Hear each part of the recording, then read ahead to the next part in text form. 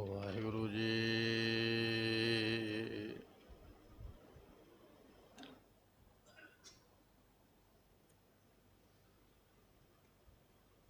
ਸਤਨਾਮ ਵਾਹਿਗੁਰੂ ਸਾਹਿਬ ਜੀ।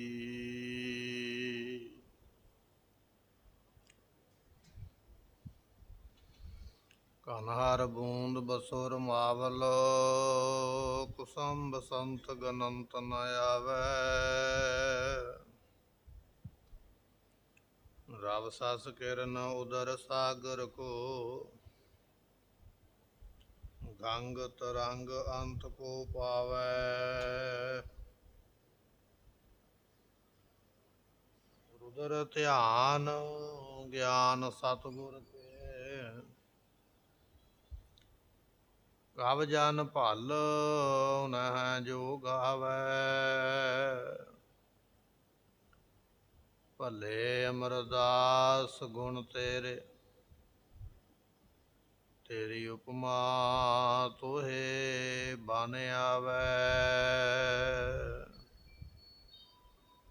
ਭਲੇ ਅਮਰਦਾਸ ਗੁਣ ਤੇਰੇ, ਤੇਰੀ ਉਪਮਾ ਤੋਹੇ ਬਨ ਆਵੈ। ਸੁਕਾ ਹਟਲ ਗੁਰ ਸੇਵ, ਅਹਨਿਸ ਸਹਜ ਸੁਭਾਏ। ਦਰਸ਼ਨ ਪਰਸੈ ਗੁਰੂ ਕਾ, ਜਨਮ ਮਰਨ ਦੁਖ ਜਾਏ। ਹੋਵੈ ਸਿਫਤ ਖਸਮ ਦੀ, ਨੂਰ ਅਰਸੋਂ ਕੁਰਸੋਂ ਝਟੀ।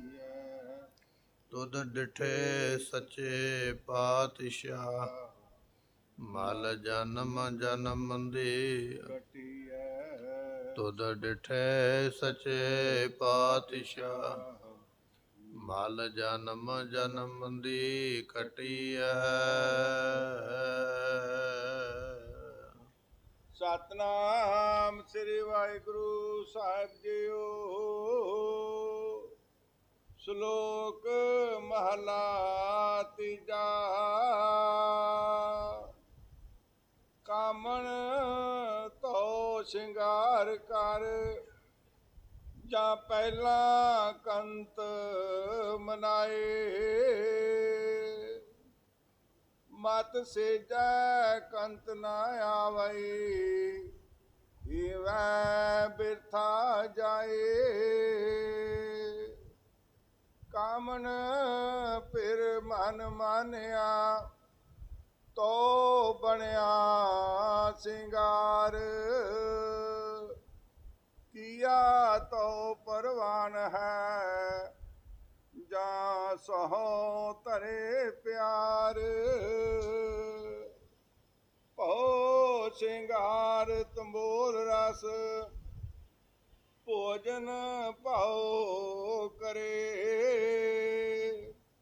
ਤਨ ਮਨ ਸੌਂਪੇ ਕੰਤ ਕੋ, ਤੋ ਨਾਨਕ ਭੋਗ ਕਰੇ। ਕਾਮਨ ਤੋ ਸਿੰਗਾਰ ਕਰ, ਜਾਂ ਪਹਿਲਾ ਕੰਤ ਬਨਾਏ। ਵਾਹਿਗੁਰੂ ਜੀ ਕਾ ਖਾਲਸਾ, ਵਾਹਿਗੁਰੂ ਜੀ ਕੀ ਫਤਿਹ। ਸਤਿਗੁਰਾਂ ਦੀ ਸਾਜੀ ਨਵਾਜੀ ਗੁਰੂ ਕੀ ਸੰਗਤ, ਧੰਨ ਧੰਨ ਗੁਰੂ ਗ੍ਰੰਥ ਸਾਹਿਬ ਮਹਾਰਾਜ ਸਾਹਿਬ ਜੀਆਂ ਨੇ ਮਿਹਰ ਕੀਤੀ ਹੈ, ਜੋ ਸਤ ਸੰਗਤ ਦਾ ਇਹ ਸੁਭਾਗਾ ਸਮਾਂ ਸਾਨੂੰ ਬਖਸ਼ਿਆ ਹੈ। ਆਪ ਸੰਗਤਾਂ ਅੰਮ੍ਰਿਤ ਵੇਲੇ ਤੋਂ ਸਤਿਗੁਰਾਂ ਦੀ ਗੁਰਬਾਣੀ ਪੜ੍ਹ ਕੇ, ਸਰਵਨ ਕਰਕੇ ਔਰ ਸਤਿਗੁਰਾਂ ਦੇ ਪਵਿੱਤਰ ਦਿਦਾਰੇ ਕਰਕੇ, ਦਰਸ਼ਨ ਕਰਕੇ ਆਪਣੇ ਤਨ ਮਨ ਨੂੰ ਸਫਲਾ ਬਣਾਇਆ ਹੈ। ਸਤਿਗੁਰਾਂ ਦੀ ਗੁਰਬਾਣੀ ਸਰਵਨ ਕਰਦਿਆਂ ਹੋਇਆ ਇਸ ਵੇਲੇ ਮਹਾਰਾਜ ਸਾਹਿਬ ਜੀ ਸਾਨੂੰ ਲੜੀਵਾਰ ਕਥਾ ਦੇ ਨਾਲ ਨਿਹਾਲ ਕਰਦੇ। ਸੋ ਜੋ ਆਪਾਂ ਸ਼ਬਦ ਦਰ ਸ਼ਬਦ ਇਹ ਬਚਨ ਮਹਾਰਾਜ ਦੇ ਸਰਵਨ ਕਰ ਰਹੇ ਹਾਂ, ਸੂਹੀ ਰਾਗ ਦੀ ਇਹ ਕਥਾ ਸਤਿਗੁਰੂ ਜੀ ਸਾਨੂੰ ਬਖਸ਼ ਰਹੇ ਨੇ।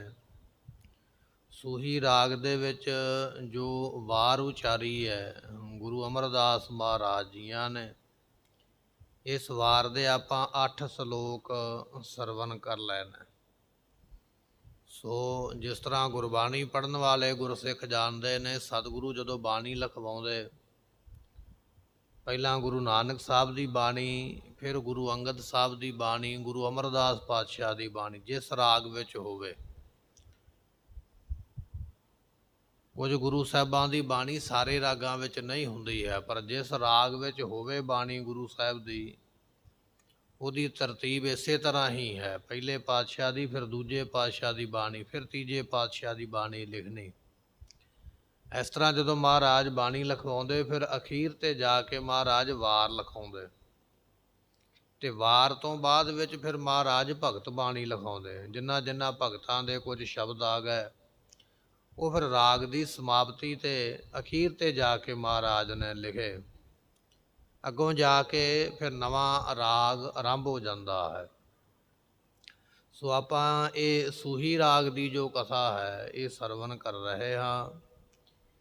ਆਪਾਂ ਵਾਰ 'ਤੇ ਪਹੁੰਚ ਗਏ ਹਾਂ। 8 ਸ਼ਲੋਕ ਸਰਵਨ ਕੀਤੇ ਨੇ। ਜਿਵੇਂ ਅੱਜ 9ਵਾਂ ਸ਼ਲੋਕ ਸਾਨੂੰ ਪ੍ਰਾਪਤ ਹੋ ਰਿਹਾ, ਉਹ ਆਪਾਂ ਸਰਵਨ ਕਰਾਂਗੇ। ਆਓ ਮਨ ਦੇ ਧਿਆਨ ਨੂੰ ਟਿਕਾਈਏ, ਮਿਲ ਕੇ ਆਖੀਏ ਸਤਿਨਾਮ ਸ੍ਰੀ ਵਾਹਿਗੁਰੂ ਸਾਹਿਬ ਜੀ। ਸਤਨਾਮ ਸ੍ਰੀ ਵਾਹਿਗੁਰੂ ਸਾਹਿਬ ਜੀਓ।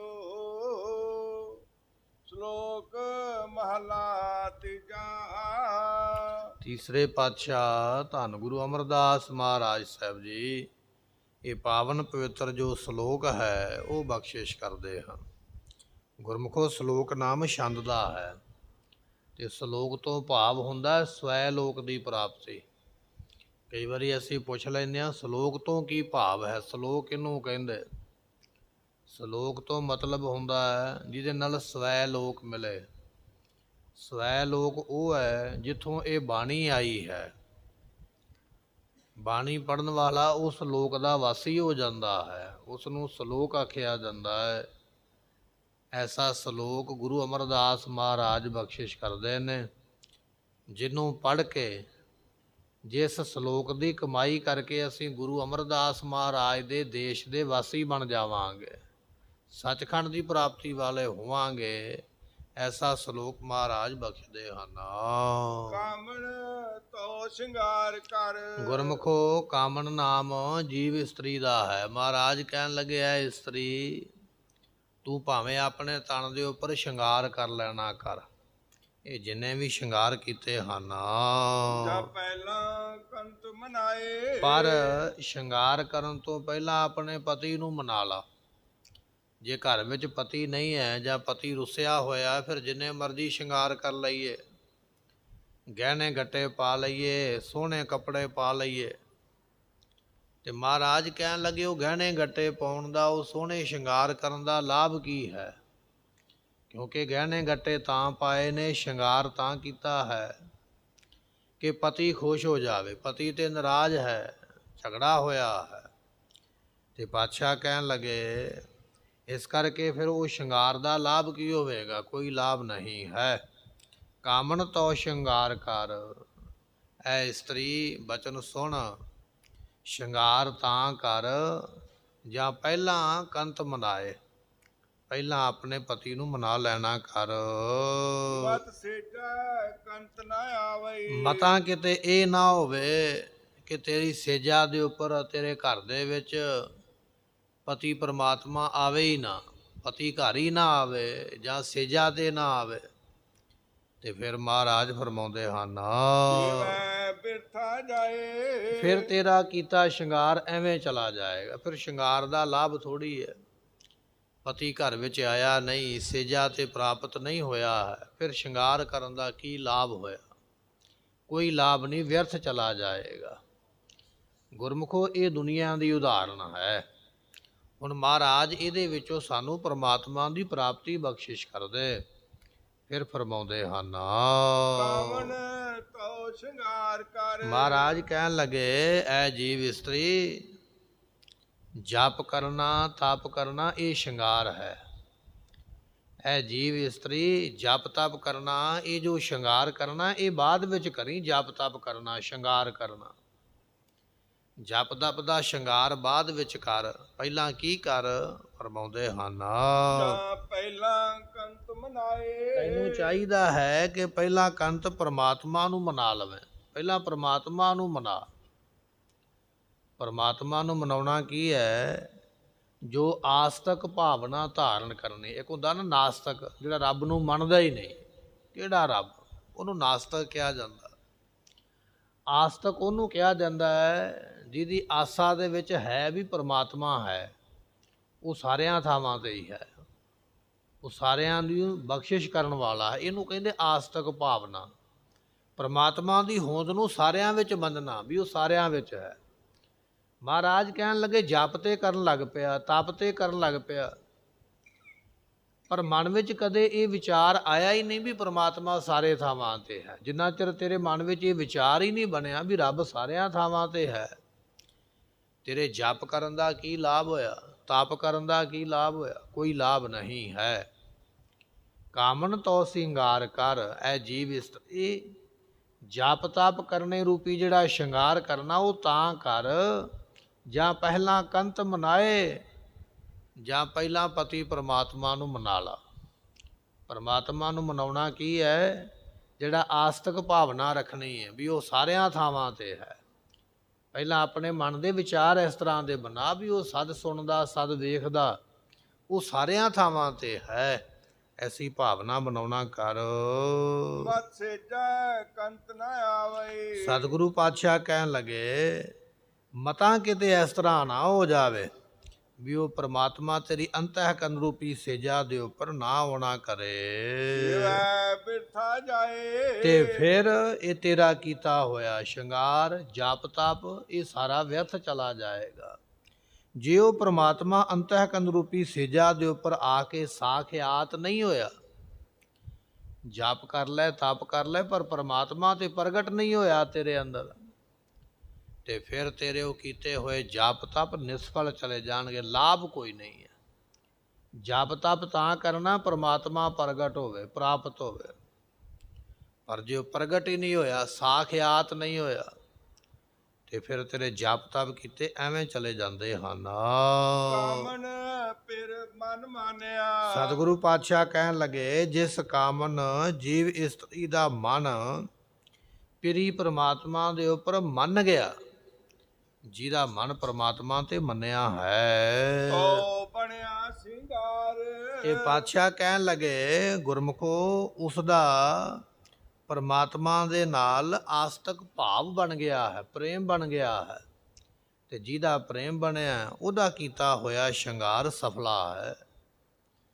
ਜਿਹਦੀ ਭਾਵਨਾ ਬਣ ਗਈ ਨਾ ਗੁਰੂ ਦੇ ਉੱਪਰ, ਜਿਹਦੀ ਭਾਵਨਾ ਬਣ ਗਈ ਸੇਵਾ ਦੇ ਉੱਪਰ, ਜਿਹਦੀ ਭਾਵਨਾ ਬਣ ਗਈ ਸਿਮਰਨ ਦੇ ਉੱਪਰ, ਜਿਹਦੀ ਭਾਵਨਾ ਬਣ ਗਈ ਪਰਮਾਤਮਾ ਦੇ ਉੱਪਰ, ਉਹਦਾ ਇਹ ਜਪ ਤਪ ਕਰਨਾ ਸਫਲਾ ਹੈ।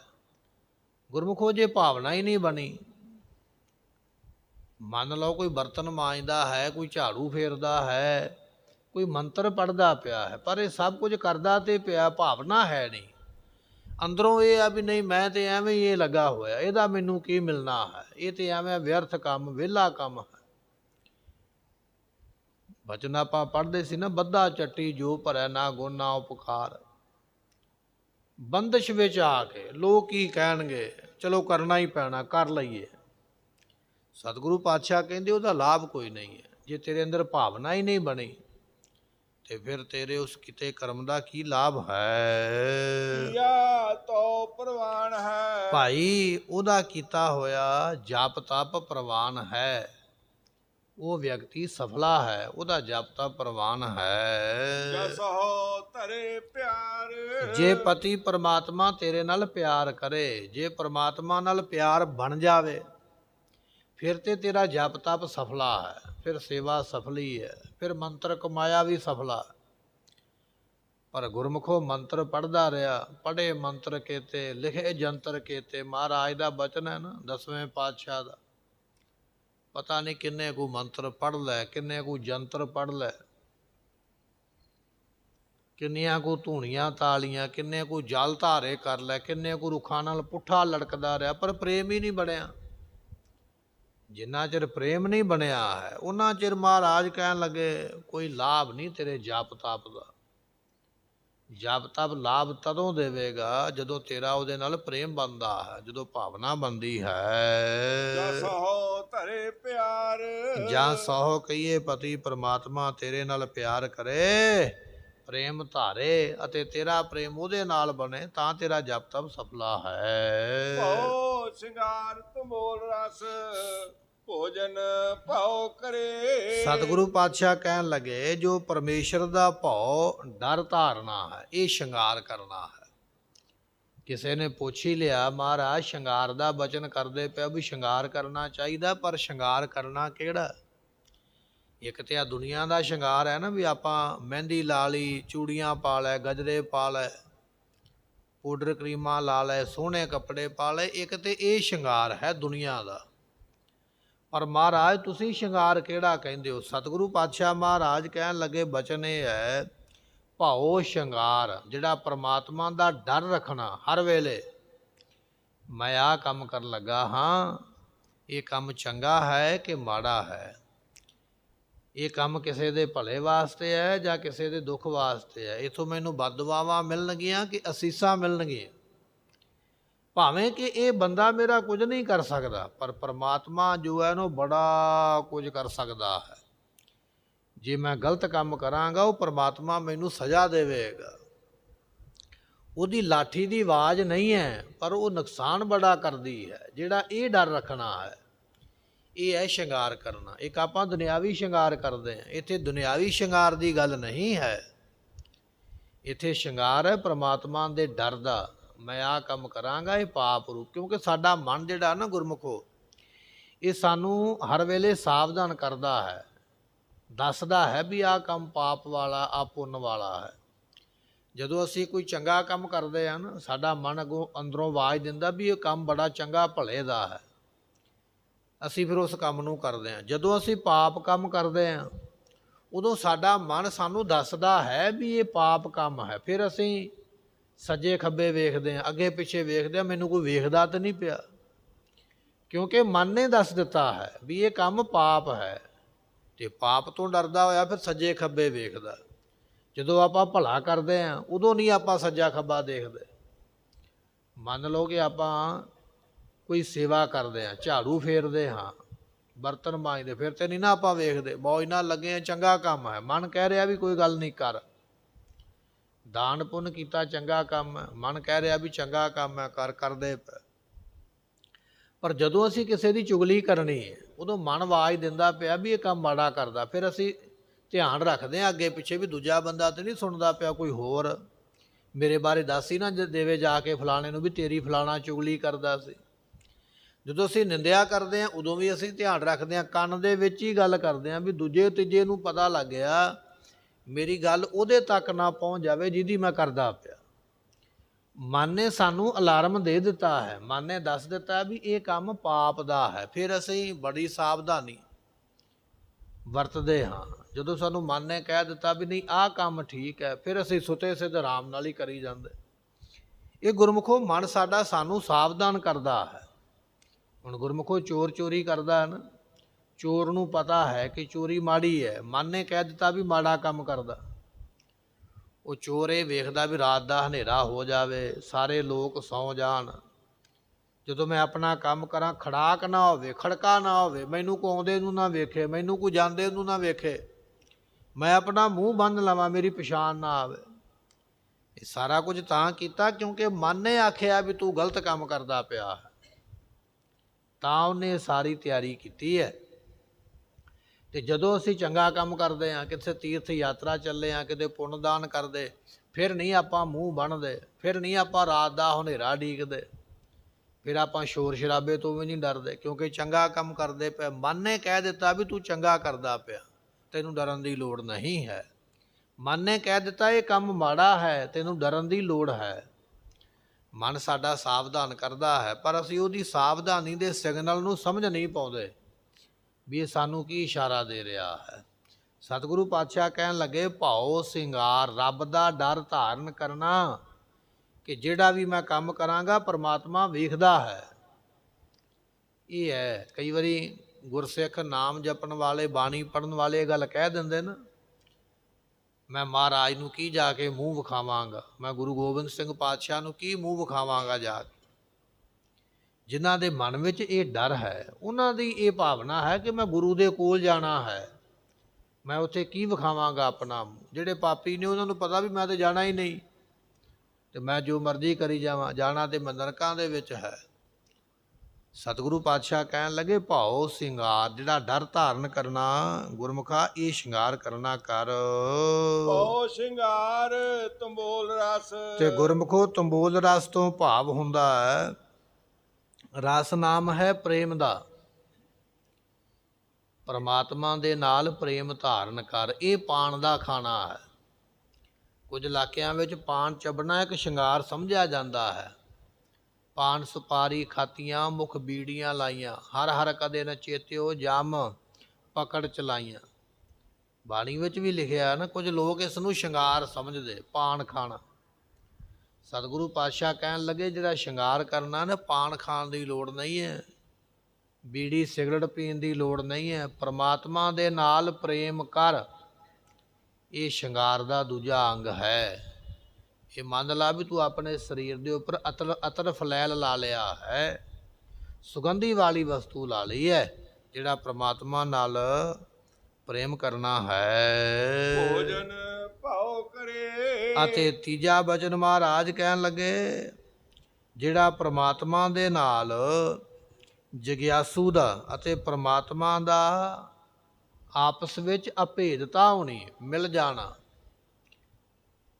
ਕਹਿ ਲਈਏ ਰੱਬ ਨੂੰ ਮਿਲਣ ਵਾਲਾ ਤੇ ਰੱਬ ਦੋਨੇ ਜਾਣੇ ਆਪਸ ਵਿੱਚ ਮਿਲ ਜਾਣ, ਉਹ ਮਿਲਣ ਦਾ ਜਿਹੜਾ ਆਨੰਦ ਹੈ ਉਹ ਭੋਗ ਕਰੇ ਹੀ, ਭੋਜਨ ਭਾਉ ਕਰੇ। ਮਹਾਰਾਜ ਕਹਿਣ ਲੱਗੇ ਉਹ ਹੈ ਭਾਈ ਮਿਲਣ ਦਾ ਆਨੰਦ ਪ੍ਰਾਪਤ ਕਰਨਾ, ਉਹ ਹੈ ਜਿਹੜਾ ਪ੍ਰਮਾਤਮਾ ਨੂੰ ਜਾ ਕੇ ਮਿਲਿਆ ਹੈ। ਤਨ ਮਨ ਸੌਂਪਾ ਕੰਤ ਕੋ। ਆਪਣਾ ਤਨ ਤੇ ਆਪਣਾ ਮਨ, ਜੋ ਕੰਤ ਪ੍ਰਮਾਤਮਾ ਹੈ ਪਰਮੇਸ਼ਰ, ਉਸ ਨੂੰ ਭੇਟਾ ਕਰ ਦੇਵੇ।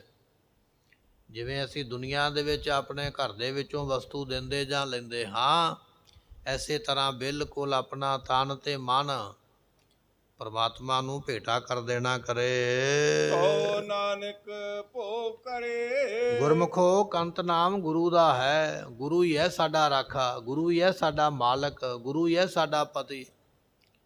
ਆਪਣਾ ਤਨ ਮਨ ਗੁਰੂ ਦੇ ਅੱਗੇ ਰੱਖ ਦੇਵੇ। ਤਨ ਮਨ ਧਨ ਸਭ ਸੌਂਪ ਗੁਰ ਕੋ ਹੁਕਮ ਮੰਨਿਆ ਪਾਈਏ। ਇਸ ਤਰ੍ਹਾਂ ਗੁਰੂ ਨੂੰ ਇਹ ਭੇਟ ਕਰ ਦੇਵੇ।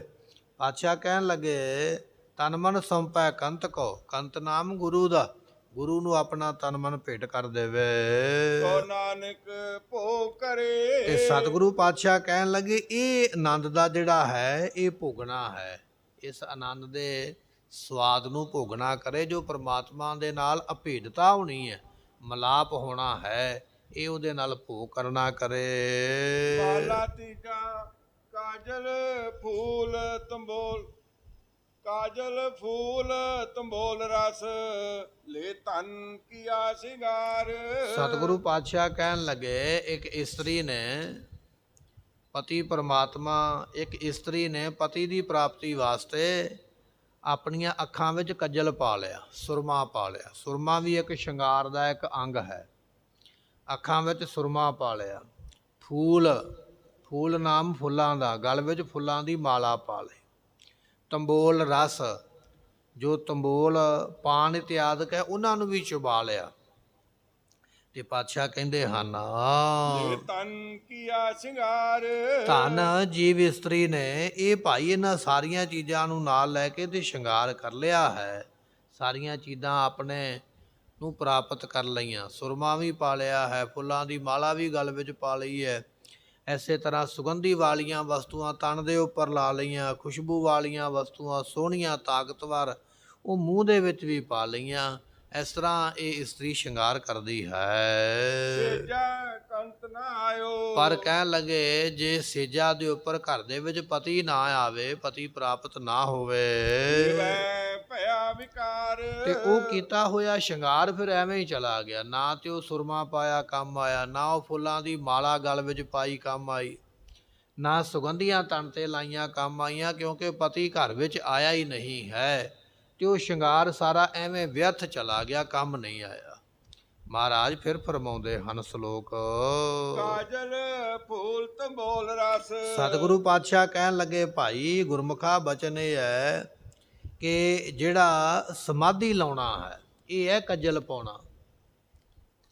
ਪਰਮਾਤਮਾ ਵੀ ਪਤੀ ਹੈ ਨਾ, ਉਹਦੀ ਪ੍ਰਾਪਤੀ ਵਾਸਤੇ ਸ਼ਿੰਗਾਰ ਕਿਹੜਾ ਕਰਨਾ ਹੈ? ਇਹ ਤੇ ਦੁਨਿਆਵੀ ਸ਼ਿੰਗਾਰ ਹੈ ਨਾ ਆਪਾਂ ਦੱਸਿਆ ਜਿਹੜਾ। ਹੁਣ ਪਰਮਾਤਮਾ ਦੀ ਪ੍ਰਾਪਤੀ ਦਾ ਸ਼ਿੰਗਾਰ ਹੈ ਜਿਹੜਾ ਸਮਾਧੀ ਲਾਉਣੀ ਹੈ, ਇਹ ਮਹਾਰਾਜ ਕਹਿਣ ਲੱਗੇ ਵੀ ਕੱਜਲ ਪਾਉਣਾ ਹੈ, ਸਮਾਧੀ ਲਾਇਆ ਕਰ। ਸਮਾਧੀ ਕਿਹੜੀ ਲਾਉਣੀ ਹੈ? ਜਦੋਂ ਸਵੇਰੇ ਅੰਮ੍ਰਿਤ ਵੇਲੇ ਉੱਠ ਕੇ ਨਿਤਨੇਮ ਕਰਦਾ ਨਾ, ਚੌਂਕੜਾ ਮਾਰ ਕੇ ਮਨ ਟਿਕਾ ਕੇ ਫਿਰ ਨਿਤਨੇਮ ਕਰਿਆ ਕਰ। ਗੁਰਮੁਖੋ ਅਸੀਂ ਉਲਟਾ ਚੱਲਦੇ ਹਾਂ, ਭੋਜਨ ਅਸੀਂ ਕਰਦੇ ਹਾਂ ਬੈਠ ਕੇ ਆਰਾਮ ਨਾਲ, ਤੇ ਨਿਤਨੇਮ ਅਸੀਂ ਕਰਦੇ ਹਾਂ ਭੱਜੇ ਫਿਰਦੇ, ਨਾਲੇ ਕੰਮ ਕਰੀ ਜਾਈਦਾ ਨਾਲੇ ਨਿਤਨੇਮ ਕਰੀ ਜਾਈਦਾ। ਨਿਤਨੇਮ ਨੂੰ ਟੇਕੇ ਕਰਿਆ ਕਰ ਬੈਠ ਕੇ। ਨਿਤਨੇਮ ਵਾਸਤੇ ਵੱਖਰਾ ਸਮਾਂ ਬਣਾ। ਇਹ ਨਹੀਂ ਕਿ ਇੱਕ ਹੱਥ ਦੇ ਵਿੱਚ ਪੱਗ ਫੜੀ ਹੋਈ ਹੈ, ਪੱਗ ਵੀ ਬੰਨ੍ਹ ਲਵਾਂ ਨਾਲ ਨਿਤਨੇਮ ਵੀ ਕਰ ਲਵਾਂ, ਕੱਪੜੇ ਵੀ ਪਾ ਲਵਾਂ ਨਾਲ ਨਿਤਨੇਮ ਵੀ ਕਰ ਲਵਾਂ, ਗੱਡੀ ਵੀ ਧੋ ਲਵਾਂ ਨਾਲ ਨਿਤਨੇਮ ਵੀ ਕਰ ਲਵਾਂ। ਨਹੀਂ, ਜਦੋਂ ਅਸੀਂ ਭੋਜਨ ਛਕਦੇ ਹਾਂ ਉਦੋਂ ਅਸੀਂ ਕੇਵਲ ਭੋਜਨ ਹੀ ਛਕਦੇ ਹਾਂ। ਬੈਠ ਜਾਂਦੇ ਇੱਕ ਜਗ੍ਹਾ ਦੇ ਉੱਪਰ, ਫਿਰ ਅਸੀਂ ਭੋਜਨ ਛਕਦੇ ਹਾਂ। ਜਿਹੜੇ ਆਯੁਰਵੈਦ ਵਾਲੇ ਨੇ ਉਹ ਕਹਿੰਦੇ ਭੋਜਨ ਜਦੋਂ ਛਕਦੇ ਹੋ ਤੁਹਾਡੇ ਮਨ 'ਤੇ ਪਰੇਸ਼ਾਨੀ ਨਹੀਂ ਹੋਣੀ ਚਾਹੀਦੀ, ਤੁਹਾਡਾ ਧਿਆਨ ਪਾਸੇ ਨਹੀਂ ਜਾਣਾ ਚਾਹੀਦਾ। ਭੋਜਨ ਤਾਂ ਲੱਗਦਾ ਹੈ ਜੇ ਮਨ ਪਰੇਸ਼ਾਨ ਹੈ, ਭੋਜਨ ਦਾ ਸਵਾਦ ਨਹੀਂ ਆਵੇਗਾ, ਰਸ ਨਹੀਂ ਆਵੇਗਾ, ਭੋਜਨ ਲੱਗੇਗਾ ਨਹੀਂ। ਜੇ ਤੁਹਾਡਾ ਧਿਆਨ ਹੀ ਭੋਜਨ ਵਿੱਚ ਨਹੀਂ ਹੈ ਤਾਂ ਵੀ ਨਹੀਂ ਲੱਗੇਗਾ। ਪਰ ਭੋਜਨ ਛਕਦਿਆਂ ਜਿੱਥੇ ਅਸੀਂ ਭੋਜਨ ਵਿੱਚ ਧਿਆਨ ਰੱਖਣਾ ਹੈ ਔਰ ਬੈਠ ਕੇ ਛਕਣਾ ਹੈ, ਤੇ ਗੁਰਮੁਖੋ ਜਦੋਂ ਨਿਤਨੇਮ ਦੀ ਗੱਲ ਆਉਂਦੀ ਉਦੋਂ ਅਸੀਂ ਸਮਾਂ ਕਿਉਂ ਨਹੀਂ ਕੱਢਦੇ? ਨਿਤਨੇਮ ਕਰਦੇ ਨਾਲ ਹੀ ਆਖੀ ਤੁਹਾਨੂੰ ਪੱਗ ਵੀ ਬੰਨ੍ਹ ਲਈਏ, ਕੱਪੜੇ ਵੀ ਪਾ ਲਈਏ, ਜੁੱਤੀ ਵੀ ਪਾਲਿਸ਼ ਕਰ ਲਈਏ, ਗੱਡੀ ਵੀ ਧੋ ਲਈਏ, ਨਾਲ ਨਾਲ ਨਿਤਨੇਮ ਹੋ ਜਾਏ।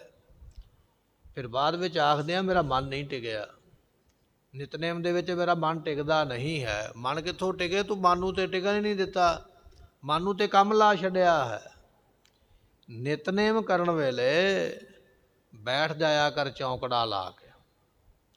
ਜਦੋਂ ਇਸ਼ਨਾਨ ਕਰਦਾ ਨਾ ਅੰਮ੍ਰਿਤ ਵੇਲੇ ਬਾਥਰੂਮ ਦੇ ਵਿੱਚ, ਉਦੋਂ ਵਾਹਿਗੁਰੂ ਮੰਤਰ ਦਾ ਜਾਪ ਕਰ ਲਿਆ ਕਰ। ਕੱਪੜੇ ਪਹਿਨ ਕੇ ਫਿਰ ਬੈਠ ਜਾਇਆ ਕਰ ਚੌਂਕੜਾ ਲਾ ਕੇ, ਧਿਆਨ ਟਿਕਾ ਕੇ ਫਿਰ ਕਰਿਆ ਕਰ ਨਿਤਨੇਮ। ਇੱਕ ਦਿਨ ਕਰੇਗਾ, 2 ਦਿਨ ਕਰੇਗਾ, ਜ਼ਿੰਦਗੀ ਦੀ ਰੂਟੀਨ ਬਣਾ ਲਵੇਂਗਾ, ਰੋਜ਼ ਦਾ ਇੱਕ ਕਰਤੱਵ ਕਰੇਗਾ, ਮਨ ਵੀ ਟਿਕੇਗਾ, ਰਸ ਵੀ ਆਵੇਗਾ। ਮਨ ਤੇ ਟਿਕਣਾ ਦੂਰ ਹੈ, ਤੂੰ ਤੇ ਤਣ ਵੀ ਟਿਕਣ ਨਹੀਂ ਦਿੱਤਾ ਹੈ, ਸਰੀਰ ਨੂੰ ਵੀ ਨਹੀਂ ਟਿਕਣ ਦਿੱਤਾ। ਮਨ ਤੇ ਟਿਕਣਾ ਉਹ ਤੇ ਬਾਅਦ ਦੀ ਗੱਲ ਹੈ ਨਾ। ਤੂੰ ਤੇ ਨਿਤਨੇਮ ਕਰਦਿਆ ਗੁਰੂ ਕਿਹਾ ਸਿੱਖਾ, ਤਣ ਨਹੀਂ ਟਿਕਣ ਦਿੱਤਾ, ਸਰੀਰ ਵੀ ਤੇਰਾ ਇੱਕ ਜਗ੍ਹਾ ਤੇ ਨਹੀਂ ਟਿਕਿਆ, ਉਹ ਵੀ ਭੱਜਾ ਫਿਰਿਆ। ਜੇ ਸਰੀਰ ਨਹੀਂ ਟਿਕਿਆ, ਮਨ ਨਹੀਂ ਟਿਕਿਆ ਤੇ ਤਨ ਨਹੀਂ ਟਿਕਿਆ, ਤੇ ਮਨ ਕਿੱਥੋਂ ਟਿਕੇਗਾ? ਬੀਬੀਆਂ ਜਾਗ ਲਾਉਂਦੀਆਂ ਨਾ, ਦੁੱਧ ਨੂੰ ਗਰਮ ਕਰਕੇ ਉਹਦੇ ਵਿੱਚ ਜਾਗ ਲਾਈ ਜਾਂਦੀ ਹੈ। ਜਾਗ ਲਾ ਕੇ ਉਸ ਭਾਂਡੇ ਨੂੰ ਹੱਥ ਵਿੱਚ ਫੜ ਕੇ ਹਿਲਾਈ ਚੱਲੋ ਸਾਰੀ ਰਾਤ, ਤੇ ਸਵੇਰੇ ਉਸ ਨੂੰ ਖੋਲ ਕੇ ਵੇਖਿਓ ਦਹੀਂ ਨਹੀਂ ਜੰਮੇਗਾ, ਕਿਉਂਕਿ ਉਹ ਹਿੱਲਦਾ ਰਿਹਾ ਹੈ। ਹਿੱਲਣ ਕਰਕੇ ਦਹੀਂ ਜੰਮਿਆ ਨਹੀਂ। ਭਾਵੇਂ ਕਿ ਉਸ ਨੂੰ ਖੱਟਾ ਵੀ ਪੂਰਾ ਲਾ ਦਿੱਤਾ ਹੈ, ਜਾਗ ਵੀ ਪੂਰੀ ਲਾਈ ਹੈ, ਦੁੱਧ ਨੂੰ ਕੋਸਾ ਗਰਮ ਵੀ ਕੀਤਾ ਹੈ, ਭਾਂਡੇ ਵਿੱਚ ਵੀ ਪਾਇਆ, ਸਾਰਾ ਕੁਝ ਕੀਤਾ, ਪਰ ਜੰਮਿਆ ਨਹੀਂ। ਕਿਉਂ ਨਹੀਂ ਜੰਮਿਆ? ਕਿਉਂਕਿ ਹਿੱਲਦਾ ਰਿਹਾ ਹੈ। ਦੂਸਰੇ ਭਾਂਡੇ ਵਿੱਚ ਪਾ ਕੇ ਰੱਖ ਦਿਓ, ਜਾਗ ਲਾ ਕੇ ਉਹਨੂੰ ਟਿਕਾ ਕੇ ਰੱਖ ਦਿਓ, ਜੰਮ ਜਾਏਗਾ। ਗੁਰਮੁਖੋ ਦੁੱਧ ਦਾ ਵੀ ਉਹਨਾਂ ਚਿਰ ਦਹੀਂ ਨਹੀਂ ਬਣਦਾ ਜਿੰਨਾ ਚਿਰ ਟਿਕੇ ਨਾ। ਤੇਰਾ ਤੇ ਤਣ ਹੀ ਨਹੀਂ ਟਿਕਿਆ, ਤੂੰ ਤੇ ਸਰੀਰ ਨੂੰ ਭਜਾਈ ਫਿਰਿਆ ਇੱਧਰ ਉੱਧਰ ਸੱਜੇ ਖੱਬੇ। ਫਿਰ ਆਖਦਾ ਮੇਰਾ ਮਨ ਨਹੀਂ ਟਿਕਿਆ। ਪਹਿਲਾਂ ਤਣ ਟਿਕਾ, ਮਨ ਫਿਰ ਟਿਕੇਗਾ। ਭਾਂਡਾ ਟਿਕਾਵੇਂਗਾ, ਭਾਂਡੇ ਵਿੱਚ ਦੁੱਧ ਤਾਂ ਜੰਮੇਗਾ। ਜੇ ਭਾਂਡਾ ਹੀ ਨਹੀਂ ਟਿਕਿਆ, ਇੱਕ ਜਗ੍ਹਾ ਤੇ ਭਾਂਡਾ ਨਹੀਂ ਖਲੋਤਾ, ਦੁੱਧ ਵੀ ਇੱਕ ਜਗ੍ਹਾ ਤੇ ਨਹੀਂ ਖੜੇਗਾ, ਨਹੀਂ ਜੰਮੇਗਾ। ਇਹ ਤੇਰਾ ਤਨ ਸਰੀਰ ਭਾਂਡਾ ਹੈ, ਪਹਿਲਾਂ ਇਹਨੂੰ ਟਿਕਾ।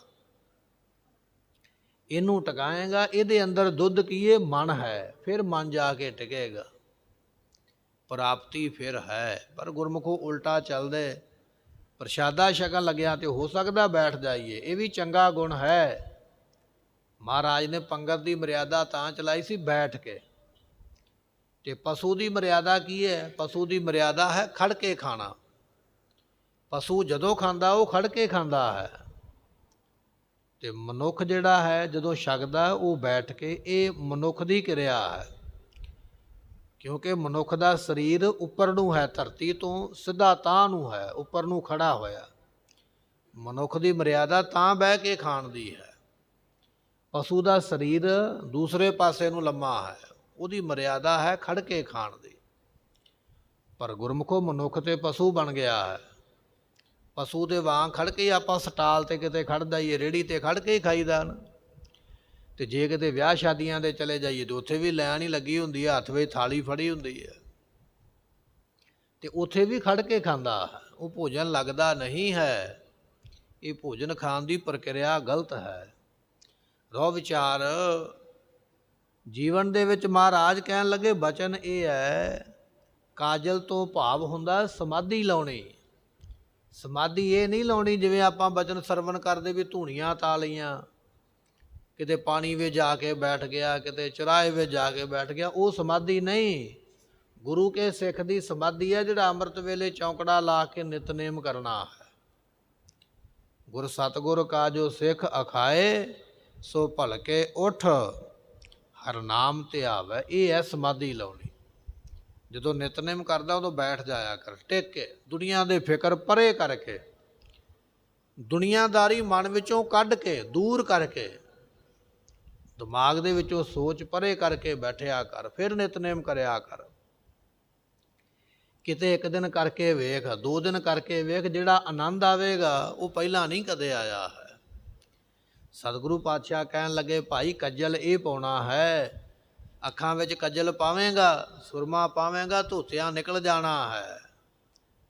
ਪਰ ਜੇ ਅਸਲੀ ਕੱਜਲ ਪਾਉਣਾ ਤਾਂ ਫਿਰ ਸਮਾਧੀ ਲਾ, ਚੌਂਕੜਾ ਲਾ ਕੇ ਬੈਠ। ਇਹ ਜਿਹੜਾ ਚੌਂਕੜਾ ਲਾ ਕੇ ਬੈਠਣਾ ਹੈ ਨਿਤਨੇਮ ਕਰਨ ਵਾਸਤੇ, ਇਹ ਗੁਰੂ ਕੇ ਸਿੱਖ ਵਾਸਤੇ ਮੰਨ ਲਓ ਕਿ ਸੁਰਮਾ ਪਾਉਣਾ ਹੈ।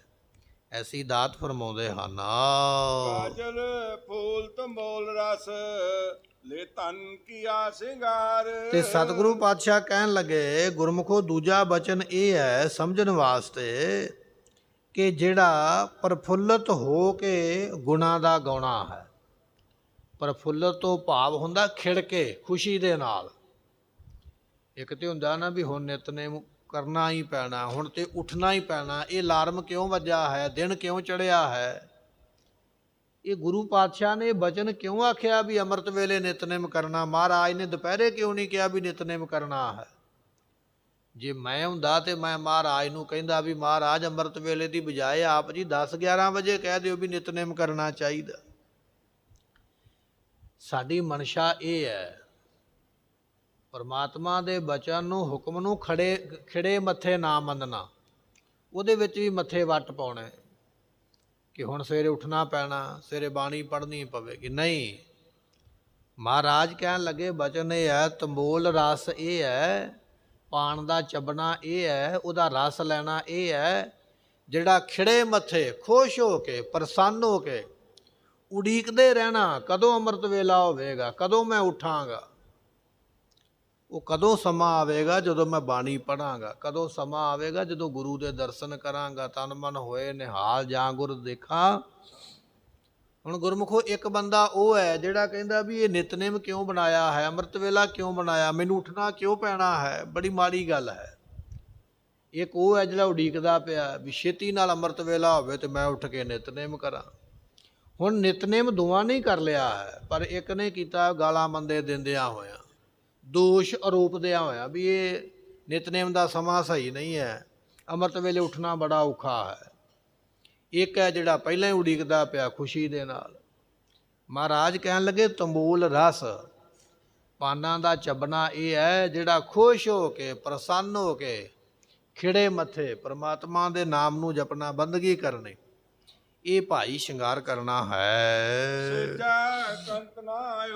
ਸਤਿਗੁਰੂ ਪਾਤਸ਼ਾਹ ਕਹਿਣ ਲੱਗੇ ਲੈ ਤਨ ਕੀਆ ਸਿੰਗਾਰ, ਜੀਵ ਰੂਪ ਇਸਤਰੀ ਨੇ ਇਹ ਸ਼ਿੰਗਾਰ ਕੀਤੇ ਨੇ। ਪਹਿਲਾ ਹੈ ਸਮਾਧੀ ਲਾਉਣਾ, ਚੌਂਕੜਾ ਲਾ ਕੇ ਨਿਤਨੇਮ ਕਰਨਾ, ਤੇ ਦੂਜਾ ਬਚਨ ਖੁਸ਼ ਹੋ ਕੇ ਕਰਨਾ, ਪ੍ਰਸੰਨਤਾ ਦੇ ਨਾਲ, ਚਾਅ ਦੇ ਨਾਲ ਜਿਹੜੇ ਐਸਾ ਨਿਤਨੇਮ ਕਰਦੇ, ਭਜਨ ਕਰਦੇ ਹਨ।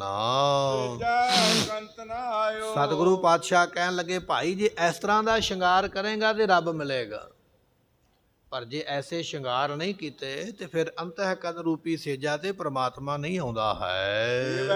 ਭਇਆ ਵਿਕਾਰ ਤੇ ਫਿਰ ਤੇਰਾ ਸਾਧਨਾ ਰੂਪੀ ਜਿਹੜਾ ਕੀਤਾ ਸ਼ਿੰਗਾਰ ਐਵੇਂ ਚਲਾ ਗਿਆ, ਫਿਰ ਉਹ ਕੰਮ ਨਹੀਂ ਆਇਆ ਹੈ। ਸਾਧਨ ਕੀ ਹੈ? ਟੂਟੀ ਵੀ ਲਾ ਲਈ ਹੈ ਪਾਣੀ ਆਉਣ ਵਾਸਤੇ, ਮੱਗ ਵੀ ਲੈ ਲਿਆ ਸਰੀਰ ਤੇ ਪਾਣੀ ਪਾਉਣ ਵਾਸਤੇ, ਸਾਰੀ ਤਿਆਰੀ ਤੇ ਕਰੀ ਬੈਠਾ ਹੈ, ਇਸ਼ਨਾਨ ਵੀ ਕਰ ਲਿਆ ਹੈ, ਪਰ ਮਨ ਨਹੀਂ ਮੰਨਦਾ ਪਿਆ, ਮਨ ਬੱਧਾ ਚੱਟੀ ਭਰਦਾ, ਮਨ ਔਖਾ ਹੋ ਗਿਆ। ਸਤਿਗੁਰੂ ਪਾਤਸ਼ਾਹ ਕਹਿਣ ਲੱਗੇ, ਫਿਰ ਤੇਰਾ ਸ਼ਿੰਗਾਰ ਕੀਤਾ ਐਵੇਂ ਚਲਾ ਗਿਆ ਹੈ। ਧਨ ਫਿਰ ਇਹ ਨਾ ਆਖੀਆਂ। ਗੁਰਮੁਖੋ, ਮਹਾਰਾਜ ਕਹਿਣ ਲੱਗੇ, ਪਤੀ ਪਤਨੀ ਇਹ ਨਹੀਂ ਆਖੇ ਜਾਂਦੇ ਜਿਹੜੇ ਆਪਾਂ ਕਹਿੰਦੇ ਆ ਵੀ ਫਲਾਣਾ ਪਤੀ ਹੈ ਪਤਨੀ ਆਪਸ ਵਿੱਚ। ਕਹਿਣ ਲੱਗੇ, ਭਾਈ ਇਹਨਾਂ ਨੂੰ ਪਤੀ ਪਤਨੀ ਨਾ ਕਹਿਣਾ ਕਰੋ। ਮੈਨੇ ਇਕੱਠੇ ਹੋਏ, ਜਿਹੜੇ ਇਕੱਠੇ ਹੋ ਕੇ ਬੈਠ ਗਏ, ਸਵੇਰੇ ਦਿਨ ਚੜਿਆ ਤੇ ਚਾਹ ਦਾ ਕੱਪ ਫੜ ਲਿਆ, ਦੋਨੇ ਜਾਣੇ ਇਕੱਠੇ ਕੁਰਸੀ ਤੇ ਬੈਠ ਗਏ, ਮੰਜੇ ਤੇ ਬੈਠ ਗਏ। ਮਹਾਰਾਜ ਕਹਿਣ ਲੱਗੇ, ਇਕੱਠਿਆਂ ਬੈਠੇ ਵੇਖ ਕੇ ਨਾ ਸਮਝ ਲਿਓ ਵੀ ਇਹ ਪਤੀ ਪਤਨੀ ਨਹੀਂ ਹੋ ਸਕਦਾ। ਅੰਦਰ ਇੱਕ ਦੂਜੇ ਦੇ ਪ੍ਰਤੀ ਗੁੱਸਾ ਹੀ ਚੱਲਦਾ ਹੋਵੇ, ਝਗੜਾ ਹੀ ਚੱਲਦਾ ਹੋਵੇ, ਨਫ਼ਰਤ ਚੱਲਦੀ ਹੋਵੇ। ਇਕੱਠੇ ਬੈਠਣ ਦਾ ਨਾਂ ਪਤੀ ਪਤਨੀ ਨਹੀਂ ਹੈ। ਪਾਤਸ਼ਾਹ ਫਰਮਾਉਂਦੇ ਹਨ, ਏਕ ਜੋਤ ਦੋਏ ਮੂਰਤੀ। ਮੂਰਤੀ ਤੋਂ ਭਾਵ ਹੁੰਦਾ ਸਰੀਰ। ਸਰੀਰ ਭਾਵੇਂ ਦੋ ਨੇ, ਪਤੀ ਦਾ ਤੇ ਪਤਨੀ ਦਾ, ਪਰ ਜੋਤ ਦੋਵਾਂ ਦੀ ਇੱਕ ਹੋਵੇ। ਪਤੀ ਪਤਨੀ ਉਹ ਨੇ। ਇਕੱਠੇ ਬਹਿਣ ਵਾਲੇ ਨੂੰ ਪਤੀ ਪਤਨੀ ਨਹੀਂ ਕਿਹਾ ਜਾਂਦਾ। ਹੋ ਸਕਦਾ ਝਗੜਾ ਚੱਲਦਾ ਹੋਵੇ ਆਪਸ ਵਿੱਚ, ਹੋ ਸਕਦਾ ਬਣਦੀ ਨਾ ਹੋਵੇ, ਇੱਕ ਦੂਜੇ ਦੇ ਪ੍ਰਤੀ ਨਫ਼ਰਤ ਹੋਵੇ, ਦੁਨੀਆ ਨੂੰ ਵਿਖਾਉਣ ਵਾਸਤੇ ਇਕੱਠੇ ਹੋ ਕੇ ਬੈਠ ਗਏ। ਘਰੇ ਹੋ ਸਕਦਾ ਜਾ ਕੇ ਇੱਕ ਦੂਜੇ ਦੇ ਜੁੰਡੇ ਪੱਟਦੇ ਹੋਣ, ਲੜਦੇ ਹੋਣ। ਨਹੀਂ, ਮਹਾਰਾਜ ਕਹਿਣ ਲੱਗੇ, ਏਕ ਜੋਤ ਦੋਏ ਮੂਰਤੀ। ਮੂਰਤੀਆਂ ਭਾਵੇਂ ਦੋ ਨੇ, ਸਰੀਰ ਭਾਵੇਂ ਦੋ ਨੇ, ਪਰ ਜੋਤ ਦੋਵਾਂ ਦੀ ਇੱਕ ਹੋਵੇ। ਤੇ ਪਾਤਸ਼ਾਹ ਕਹਿੰਦੇ ਹਨ, ਧਨ ਫਿਰ ਕਈਆ ਸੋਏ। ਉਸ ਨੂੰ ਪਤੀ ਪਤਨੀ ਨੂੰ ਧਨ ਕਿਹਾ ਜਾਂਦਾ ਹੈ। ਉਹ ਧਨ ਹਨ, ਉਹਨਾਂ ਨੂੰ ਧਨ ਮੰਨਿਆ ਜਾਂਦਾ ਹੈ। ਉਹ ਧਨਤਾ ਯੋਗ ਜਿਨ੍ਹਾਂ ਦੀ ਜਿੰਦ ਜਾਨ ਇੱਕ ਹੈ। ਇਸੇ ਸ਼ਲੋਕ ਨੂੰ ਫਿਰ ਬਖਸ਼ਿਸ਼ ਕਰਦੇ ਹਨ। ਧਨ ਫਿਰ ਇਹ ਨਾ ਆਖੀਆਂ। ਮਹਾਰਾਜ ਕਹਿਣ ਲੱਗੇ, ਗੁਰੂ ਚੇਲਾ ਇਹ ਨਹੀਂ ਕਹਿ ਜਾਂਦੇ। ਕਿਹੜੇ? ਜਿਹੜੇ ਆਪਾਂ ਬਣੇ ਹੋਏ ਆ। ਗੁਰੂ ਚੇਲਾ ਉਹਨਾਂ ਨੂੰ ਨਹੀਂ ਕਿਹਾ ਜਾਂਦਾ ਹੈ। ਮੈਨੇ ਇਕੱਠੇ ਹੋਏ, ਜਿਹੜੇ ਇਕੱਠੇ ਹੋ ਕੇ ਬੈਠ ਗਏ ਵੀ ਚਲੋ ਗੁਰੂ ਗ੍ਰੰਥ ਸਾਹਿਬ ਦਾ ਪ੍ਰਕਾਸ਼ ਹੋ ਗਿਆ, ਚਲੋ ਆਪਾਂ ਵੀ ਕੋਲ ਬੈਠ ਜਾਈਏ। ਕੇਵਲ ਦੁਨੀਆ ਨੂੰ ਵਿਖਾਵੇ ਵਾਸਤੇ ਬੈਠਾ ਹੈ ਵੀ ਆਹ ਵੇਖੋ ਮੈਂ ਬੈਠਾ, ਫੋਟੋ ਖਿੱਚ ਕੇ ਪਾਉਂਦਾ ਵੀ ਮੈਂ ਦਰਬਾਰ ਵਿੱਚ ਬੈਠਾ ਹੋਇਆ, ਮੈਂ ਸੰਗਤ ਵਿੱਚ ਬੈਠਾ ਹੋਇਆ। ਮਹਾਰਾਜ ਕਹਿਣ ਲੱਗੇ, ਗੁਰੂ ਕੋਲ ਬੈਠਣ ਦੇ ਨਾਲ ਤੂੰ ਗੁਰੂ ਦਾ ਸੇਵਕ ਨਹੀਂ ਬਣ ਗਿਆ, ਗੁਰੂ ਦਾ ਚੇਲਾ ਨਹੀਂ ਬਣਿਆ ਹੈ। ਬੈਠਣ ਦੇ ਨਾਲ ਗੱਲ ਨਹੀਂ ਬਣਨੀ ਹੈ, ਕਿਉਂਕਿ ਤੇਰੇ ਵਿਚਾਰ ਹੀ ਕੁਝ ਹੋਰ ਨੇ। ਗੁਰੂ ਦਾ ਵਿਚਾਰ ਕੁਝ ਹੋਰ ਹੈ, ਤੇਰਾ ਕੁਝ ਹੋਰ ਹੈ। ਇਸ ਕਰਕੇ ਇਕੱਠੇ ਬਹਿਣ ਵਾਲੇ ਨੂੰ ਗੁਰੂ ਚੇਲਾ ਨਹੀਂ ਕਿਹਾ ਜਾਂਦਾ ਹੈ। ਏਕ ਜੋਤ ਦੋਏ ਮੂਰਤੀ। ਗੁਰਮੁਖੋ, ਗੁਰੂ ਚੇਲਾ ਉਹ ਹੁੰਦਾ ਹੈ, ਸਰੀਰ ਭਾਵੇਂ ਦੋ ਨੇ, ਗੁਰੂ ਦਾ ਵੱਖਰਾ ਹੈ, ਚੇਲੇ ਦਾ ਵੱਖਰਾ ਹੈ, ਪਰ ਦੋਵਾਂ ਦਾ ਸਿਧਾਂਤ ਇੱਕੋ ਹੀ ਹੋਵੇ, ਦੋਵਾਂ ਦੀ ਮਰਜ਼ੀ ਇੱਕੋ ਹੋਵੇ, ਦੋਵਾਂ ਦੇ ਵਿਚਾਰ ਇੱਕੋ ਹੋਣ। ਗੁਰੂ ਚੇਲਾ ਉਹਨੂੰ ਕਿਹਾ ਜਾਂਦਾ ਹੈ। ਇਹ ਹੈ ਗੁਰੂ, ਇਹ ਹੈ ਚੇਲਾ, ਜਿਹੜਾ ਸਿਧਾਂਤ ਨੂੰ ਮੰਨੇ, ਜਿਹੜਾ ਬਚਨ ਨੂੰ ਮੰਨੇ। ਕੱਲਾ ਕੋਲ ਬੈਠਣ ਦੇ ਨਾਲ ਨਹੀਂ ਸਿੱਖ ਬਣ ਜਾਈਦਾ, ਸੇਵਕ ਬਣ ਜਾਈਦਾ। ਇਤਿਹਾਸ ਵਿੱਚ ਬਚਨ ਆਉਂਦਾ ਨਾ, ਬਾਬਾ ਮੋਹਨ ਜੀ ਵੀ ਤੇ ਕੋਲ ਹੀ ਬੈਠਦੇ ਨਾ ਗੁਰੂ ਅਮਰਦਾਸ ਮਹਾਰਾਜ ਦੇ, ਤੇ ਬਾਬਾ ਦਾਤੂ ਜੀ ਵੀ ਤੇ ਕੋਲ ਹੀ ਬੈਠਦੇ ਨਾ ਗੁਰੂ ਅੰਗਦ ਸਾਹਿਬ ਮਹਾਰਾਜ ਦੇ। ਦੋਨੇ ਹੀ ਗੁਰੂ ਸਾਹਿਬਾਨਾਂ ਦੇ ਦੋਨੇ ਹੀ ਵੱਡੇ ਪੁੱਤਰ ਨੇ। ਬਾਬਾ ਦਾਤੂ ਜੀ ਗੁਰੂ ਅੰਗਦ ਸਾਹਿਬ ਦੇ ਵੱਡੇ ਪੁੱਤਰ ਨੇ, ਬਾਬਾ ਮੋਹਨ ਜੀ ਗੁਰੂ ਅਮਰਦਾਸ ਮਹਾਰਾਜ ਦੇ ਵੱਡੇ ਪੁੱਤਰ। ਦੋਨੇ ਹੀ ਬੈਠਦੇ ਆਪਣੇ ਆਪਣੇ ਪਿਤਾ ਦੇ ਕੋਲ, ਪਰ ਬਚਨ ਗੁਰਮੁਖੋ ਦੋਵਾਂ ਨੇ ਨਹੀਂ ਮੰਨਿਆ, ਦੋਵੇਂ ਹੀ ਉਲਟੇ ਹੋ ਗਏ। ਉਦਾਹਰਨ ਤਾਂ ਦਿੱਤੀ ਹੈ, ਕੋਈ ਇਕੱਲਾ ਇਹ ਨਾ ਸਮਝ ਲਵੇ ਵੀ ਮੈਂ ਗੁਰੂ ਦੇ ਕੋਲ ਬੈਠਦਾ ਜਾ ਕੇ ਤੇ ਮੈਂ ਗੁਰੂ ਤੇ ਗੁਰੂ ਮੇਰਾ ਹੋ ਗਿਆ। ਬੈਠਣ ਨਾਲ ਗੱਲ ਨਹੀਂ ਬਣਨੀ ਹੈ। ਗੱਲ ਉਦੋਂ ਬਣੇਗੀ ਜਦੋਂ ਗੁਰੂ ਦੇ ਸਿਧਾਂਤ ਨੂੰ ਮੰਨੇਗਾ, ਗੁਰੂ ਦੇ ਹੁਕਮ ਤੇ ਆਗਿਆ ਨੂੰ ਮੰਨੇਗਾ। ਏਕ ਜੋਤ ਦੋਏ ਮੂਰਤੀ, ਜਦੋਂ ਗੁਰੂ ਦਾ ਤੇ ਚੇਲੇ ਦਾ ਸਿਧਾਂਤ ਇੱਕ ਹੋ ਗਿਆ ਨਾ, ਵਿਚਾਰ ਇੱਕ ਹੋ ਗਏ, ਉਹਨਾਂ ਨੂੰ ਗੁਰੂ ਚੇਲਾ ਆਖਿਆ ਹੈ। ਧਨ ਫਿਰ ਕਈਆ ਸੋਏ ਭਾਈ ਉਹ ਧਨ ਨੇ ਗੁਰੂ ਅਤੇ ਚੇਲਾ, ਜਿਨ੍ਹਾਂ ਦਾ ਸਿਧਾਂਤ ਇੱਕ ਹੈ। ਪੌੜੀ ਭੈ ਬਿਨ ਭਗਤ ਨਾ ਹੋਵੇ ਗੁਰਮੁਖੋ ਡਰ ਤੋਂ ਬਿਨਾ ਭਗਤੀ ਨਹੀਂ ਹੁੰਦੀ ਹੈ, ਨਾਮ ਨਾ ਲੱਗਾ ਪਿਆਰ ਤੇ ਨਾ ਹੀ ਨਾਮ ਦੇ ਨਾਲ ਪਿਆਰ ਲੱਗਦਾ ਜਿੰਨਾ ਚਿਰ ਗੁਰੂ ਦਾ ਡਰ ਨਹੀਂ ਧਾਰਨ ਕਰਦੇ ਹਾਂ। ਸਤਿਗੁਰ ਮਿਲਿਆ ਭਾਉ ਉਪਜੈ ਗੁਰੂ ਦੇ ਨਾਲ ਮਿਲੀਏ ਤਾਂ ਡਰ ਪੈਦਾ ਹੁੰਦਾ ਹੈ, ਗੁਰੂ ਦੇ ਨਾਲ ਮਿਲ ਕੇ ਤਾਂ ਪਰਮੇਸ਼ਰ ਦਾ ਭਉ ਪੈਦਾ ਹੁੰਦਾ ਹੈ। ਭੈ ਭਾਏ ਰੰਗ ਸਵਾਰ ਕਹਿਣ ਲੱਗੇ ਜਿਨ੍ਹਾਂ ਨੇ ਭੈ ਵੀ ਰੱਖਿਆ ਹੈ ਤੇ ਜਿਨ੍ਹਾਂ ਨੇ ਪ੍ਰੇਮ ਵੀ ਰੱਖਿਆ ਹੈ, ਉਹਨਾਂ ਨੇ ਆਪਣੇ ਆਪ ਨੂੰ ਸਵਾਰ ਲਿਆ ਹੈ। ਤਨ ਮਨ ਰਤਾ ਰੰਗ ਸਿਓ ਉਹਨਾਂ ਗੁਰਮੁਖਾਂ ਦਾ ਮਨ ਤੇ ਤਨ ਪ੍ਰੇਮ ਦੇ ਵਿੱਚ ਰੰਗਿਆ ਗਿਆ ਹੈ। ਮੈਂ ਤ੍ਰਿਸ਼ਨਾ ਮਾਰ ਹਉਮੈ ਰੂਪੀ ਤ੍ਰਿਸ਼ਨਾ ਨੂੰ ਉਹਨਾਂ ਗੁਰਮੁਖਾਂ ਨੇ ਮਾਰ ਲਿਆ ਹੈ। ਮਨ ਤਨ ਨਿਰਮਲ ਅਤ ਸੋਹਣਾ ਉਹਨਾਂ ਦਾ ਮਨ ਅਤੇ ਤਨ ਅਤਿਅੰਤ ਨਿਰਮਲ ਹੋ ਗਿਆ ਹੈ। ਜਿਤਿਆ ਕ੍ਰਿਸ਼ਨ ਮੁਰਾਰ ਉਹ ਜਿਹੜਾ ਸੋਹਣਾ ਹੈ ਨਾ ਕ੍ਰਿਸ਼ਨ ਮੁਰਾਰ ਪਰਮਾਤਮਾ, ਉਹਨਾਂ ਗੁਰਮੁਖਾਂ ਨੂੰ ਉਹ ਮਿਲ ਗਿਆ ਹੈ। ਭਾਉ ਭਾਉ ਸਭ ਤਿਸ ਦਾ ਕਹਿਣ ਲੱਗੇ ਗੁਰਮੁਖੋ ਇਹ ਭਾਉ ਕਹੀਏ ਡਰ ਤੇ ਭਾਉ ਕਹੀਏ ਪ੍ਰੇਮ, ਇਹ ਜਿਹੜਾ ਡਰ ਅਤੇ ਪ੍ਰੇਮ ਉਸ ਪਰਮੇਸ਼ਰ ਦਾ ਧਾਰੇ। ਪਰ ਗੁਰਮੁਖੋ ਅਸੀਂ ਉਲਟੇ ਆ, ਡਰ ਧਾਰਦੇ ਆ ਬੰਦਿਆਂ ਦਾ, ਫਲਾਣਾ ਨਾ ਕਿਤੇ ਆ ਗੱਲ ਕਹਿ ਦੇਵੇ। ਸਾਨੂੰ ਡਰ ਬੰਦਿਆਂ ਦਾ ਹੈ ਤੇ ਸਾਨੂੰ ਪ੍ਰੇਮ ਸੰਸਾਰ ਦਾ ਹੈ। ਦੁਨੀਆਦਾਰੀ ਨਾਲ ਅਸੀਂ ਪ੍ਰੇਮ ਕਰਦੇ ਹਾਂ, ਦੁਨੀਆਦਾਰੀ ਤੋਂ ਹੀ ਡਰਦੇ ਹਾਂ। ਮਹਾਰਾਜ ਕਹਿਣ ਲੱਗੇ ਨਹੀਂ, ਡਰ ਵੀ ਪ੍ਰਮਾਤਮਾ ਦਾ ਧਾਰੇ ਤੇ ਪ੍ਰੇਮ ਵੀ ਉਹਦੇ ਨਾਲ ਹੀ ਕਰੇ। ਜਿਹੜਾ ਪ੍ਰਮਾਤਮਾ ਦਾ ਡਰ ਧਾਰਦਾ ਔਰ ਪ੍ਰੇਮ ਕਰਦਾ ਹੈ, ਸੋ ਸੱਚ ਵਰਤਾ ਸੰਸਾਰ ਤੇ ਗੁਰਮੁਖੋ ਉਹ ਜਿਹੜਾ ਫਿਰ ਗੁਰਮੁਖ ਹੈ ਨਾ, ਉਹ ਫਿਰ ਜਿਹੜਾ ਸੱਚਾ ਪ੍ਰਭੂ ਸੰਸਾਰ ਵਿੱਚ ਵਰਤ ਰਿਹਾ ਹੈ, ਉਹਦੀ ਪ੍ਰਾਪਤੀ ਵਾਲੇ ਉਹ ਗੁਰਮੁਖ ਬਣ ਜਾਂਦੇ ਹਨ। ਸ਼ਲੋਕ ਮਹਲਾ ਪਹਿਲਾ ਵਾਹੋ ਖਸਮ ਤੂੰ ਵਾਹੋ ਜਿਨ ਸੱਚ ਰਚਿਆ ਜਿਨ ਰਚ ਰਚਨਾ ਹਮ ਕੀਏ। ਸਤਿਗੁਰੂ ਪਾਤਸ਼ਾਹ ਕਹਿਣ ਲੱਗੇ ਐ ਪਰਮਾਤਮਾ ਤੂੰ ਪੰਜ ਤੱਤ ਪੈਦਾ ਕਰਕੇ ਹਮ ਕਹੀਏ ਤਮਾਮ ਸਾਰੀ ਸ੍ਰਿਸ਼ਟੀ ਦੀ ਪੈਦਾਇਸ਼ ਤੂੰ ਕੀਤੀ ਹੈ। ਪੰਜਾਂ ਤੱਤਾਂ ਤੋਂ ਸਾਰੀ ਸ੍ਰਿਸ਼ਟੀ ਬਣਾਈ ਹੈ। ਇਸ ਕਰਕੇ ਐ ਖਸਮ ਤੂੰ ਵਾਹੋ, ਤੂੰ ਧਨ ਹੈ, ਤੂੰ ਧਨ ਹੈ ਜਿਹਨੇ ਪੰਜ ਤੱਤ ਪੈਦਾ ਕਰਕੇ ਸ੍ਰਿਸ਼ਟੀ ਬਣਾਈ ਹੈ। ਸਾਗਰ ਲਹਿਰ ਸਮੁੰਦ ਸਰ ਸਤਿਗੁਰੂ ਪਾਤਸ਼ਾਹ ਕਹਿਣ ਲੱਗੇ ਤੂੰ ਸਾਗਰ ਬਣਾਏ, ਸਮੁੰਦਰ ਲਹਿਰਾਂ ਬਣਾ ਦਿੱਤੀਆਂ, ਐਸਾ ਆਪ ਜੀ ਬਣਾਉਣ ਵਾਲੇ ਹੋ। ਵੇਲ ਵਰਸ ਵਰਾਹੋ ਅਤੇ ਇਸੇ ਤਰ੍ਹਾਂ ਸਰ ਕਹੀਏ ਮਾਨ ਸਰੋਵਰ ਤੁਸੀਂ ਬਣਾ ਦਿੱਤਾ ਹੈ। ਵੇਲ ਕਹੀਏ ਜਿਹੜੇ ਦਰਿਆ ਨੇ, ਦਰਿਆਵਾਂ ਦੇ ਕਿਨਾਰਿਆਂ ਦੇ ਉੱਪਰ ਚੜੀਆਂ ਹੋਈਆਂ ਬੇਲਾਂ, ਇਹ ਵੀ ਤੁਸੀਂ ਬਣਾਈਆਂ। ਜਾਂ ਕਹਿ ਲਈਏ ਜਿਹੜੇ ਲੰਮੇ ਲੰਮੇ ਦਰਿਆ ਚੱਲਦੇ ਪਏ, ਦਰਿਆਵਾਂ ਦੇ ਕਿਨਾਰੇ ਬਣਾਏ, ਇਹ ਵੀ ਪ੍ਰਮਾਤਮਾ ਤੂੰ ਹੀ ਬਣਾਏ ਨੇ। ਤੇ ਅੱਗੇ ਮਹਾਰਾਜ ਕਹਿਣ ਲੱਗੇ ਵਰਸ, ਵਰਸ ਕਹਿੰਦੇ ਬਰਸ ਨੂੰ, ਬਰਸ ਕਹਿੰਦੇ ਸਾਲ ਨੂੰ।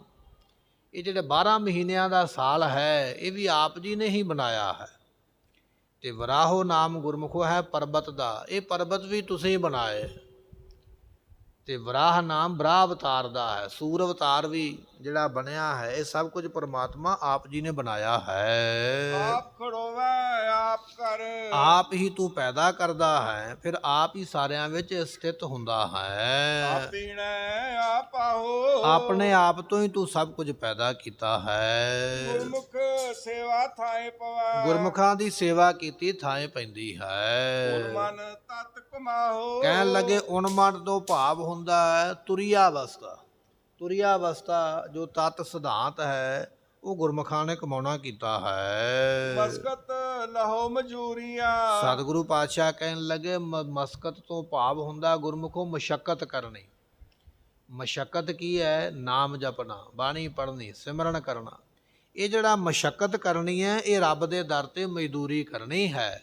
ਜਿਨ੍ਹਾਂ ਨੇ ਇਹ ਮਜ਼ਦੂਰੀ ਕੀਤੀ ਹੈ, ਮੰਗ ਮੰਗ ਖਸਮ ਦੁਰਾਹੋ ਉਹ ਖਸਮ ਪਰਮਾਤਮਾ ਦੇ ਦਰਾਹੋ ਕਹੀਏ ਦਰਵਾਜ਼ੇ ਤੋਂ ਮੰਗ ਮੰਗ ਕੇ ਛਕਦੇ, ਮੰਗ ਮੰਗ ਕੇ ਪਦਾਰਥ ਲੈਂਦੇ। ਅਸੀਂ ਤੇ ਮੰਗਦੇ ਆ ਨਾ, ਸਾਨੂੰ ਕਈ ਵਾਰੀ ਮਿਲਦਾ ਨਹੀਂ, ਪਰ ਜਿਹੜੇ ਉਹਦੀ ਬੰਦਗੀ ਕਰਦੇ ਨੇ ਉਹ ਮੰਗਦੇ ਮਗਰੋਂ ਨਾਲ ਹੀ ਪਹਿਲਾਂ ਹੀ ਮਿਲ ਜਾਂਦਾ ਹੈ। ਉਹਦੀ ਮਸ਼ੱਕਤ ਕਰਨ ਵਾਲੇ ਮੰਗ ਮੰਗ ਕੇ ਵੱਡੀਆਂ ਦਾਤਾਂ ਲੈਂਦੇ ਹਨ। ਨਾਨਕ ਪੁਰਦਰ ਵੇਵ ਪਰਵਾਹੋ ਸਤਿਗੁਰੂ ਪਾਤਸ਼ਾਹ ਕਹਿਣ ਲੱਗੇ ਉਹ ਪਰਮਾਤਮਾ ਬੇਪਰਵਾਹ ਹੈ ਪਰ ਉਹਦੇ ਜਿਹੜੇ ਦਰ ਦਰਵਾਜ਼ੇ ਨੇ ਨਾ ਉਹ ਸਮੱਗਰੀਆਂ ਦੇ, ਵਸਤੂਆਂ ਦੇ, ਪਦਾਰਥਾਂ ਦੇ ਪੂਰੇ ਭਰੇ ਹੋਏ ਹਨ।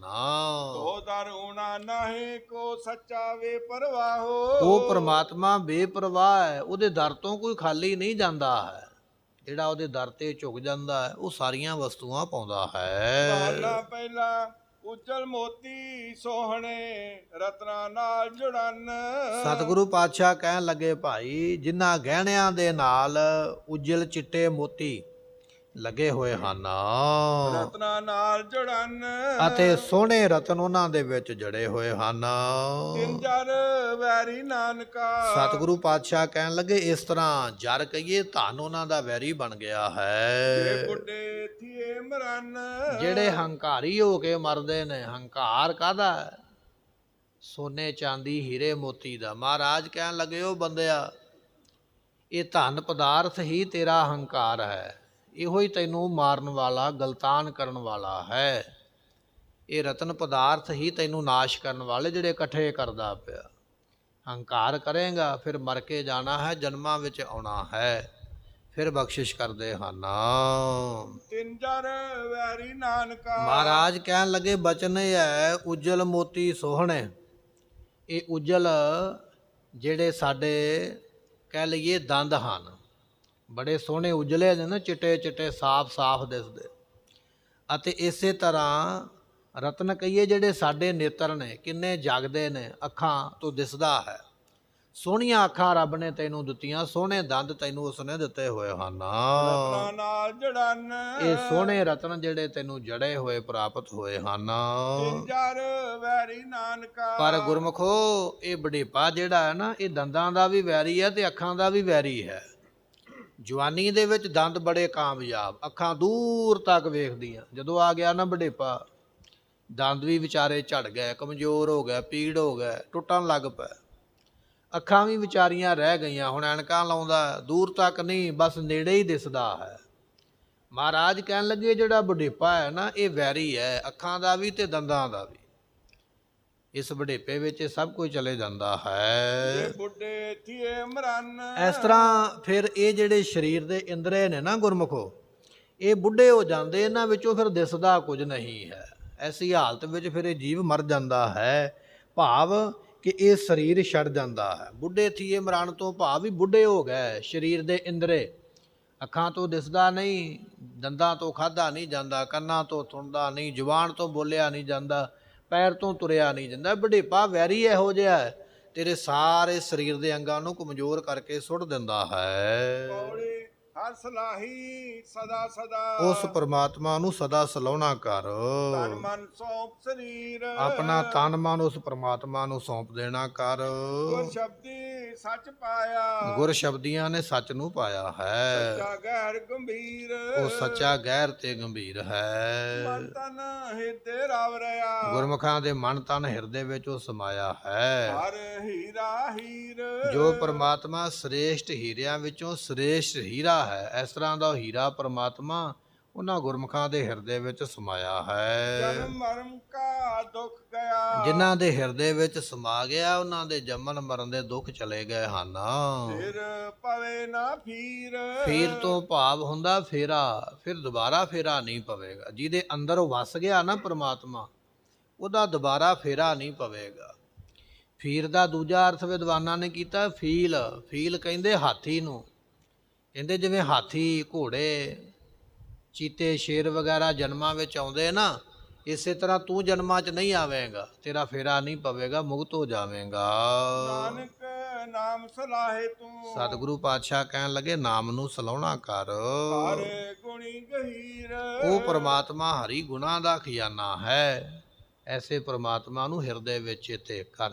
ਸਮੇਂ ਦੀ ਸਮਾਪਤੀ, ਭੁੱਲਾਂ ਦੀ ਮੁਆਫੀ ਦਿਓ ਸਜਣ ਅਸੀਂ ਸੜੀਆਂ, ਜੋ ਹੋਵੇ ਸਾਹਿਬ ਸਿਓ ਮੇਲ। ਜਨਮ ਮਰਨ ਕਾ ਦੁੱਖ ਗਿਆ, ਫਿਰ ਪਵੇ ਨਾ ਫੀਰ।